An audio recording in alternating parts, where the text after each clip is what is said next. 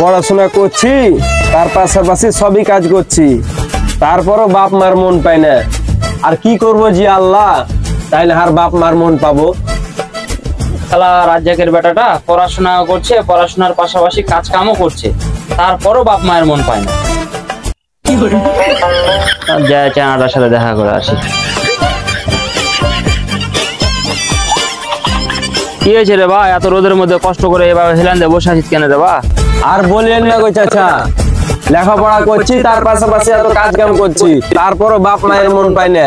কি যে করবো, লেখাপড়া করবো না এখন কাজ কাম করবো, কিছু খুঁজে পাচ্ছি না। মন টন খারাপ করিস না রে বাজি, যা বাড়ি যা।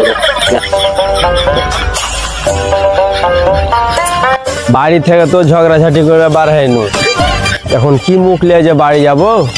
যাই তার বন্ধুর কাছে যাই।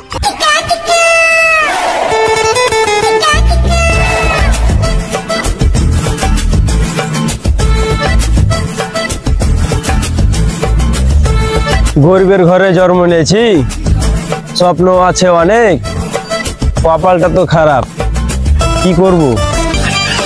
কি হয়েছে রে ভাই, কি হয়েছে? আর বলিস না রে ভাই, 4-5 মাস তো হয়ে গেল টেস্ট পরীক্ষা দিনু, আর সামনে ফাইনাল পরীক্ষা চলে আসছে। আব্বাকে তো ভয়ে কিছু কইতে পারি না, মাকে কহনু তো খুব বকাঝকা করছে। ও আচ্ছা, তাহলে এই ব্যাপার। আচ্ছা রে ভাই, তোর বাপের কি জমি জায়গা আছে? আছে রে ভাই, আর মা নানির দিকে আর কিছু পেয়েছে, আর দাদার কিছু আর বাপ পেয়েছে, মোটামুটি হইবে 2-3 বিঘা মতন হইবে। আচ্ছা, তোর বাপের কি ওই পাওয়ার টিলার আছে, হাল বাহা পাওয়ার টিলার? হে রে ভাই আছে। ওরে শালা, বস তো, একটা বুদ্ধি দিই, বস বস। সোজা চরল ছেলে, কি যে বুদ্ধি দিব। আচ্ছা দেখি আর কি। আচ্ছা ভাই শুন।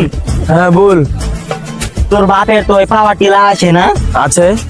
তো তোর বাপ যখন ওই বাড়িতে থাকবে না, হ্যাঁ, তখন যখন ভাঙ্গিয়ালারা আসবে, তখন আসার পর ওই টিলারের চাক্কা মাকা ফাল টাল যা আছে সব খুলে তুই ভাঙ্গিয়ালাকে যা 10 টাকা পাবি দিয়ে দিবি। কি?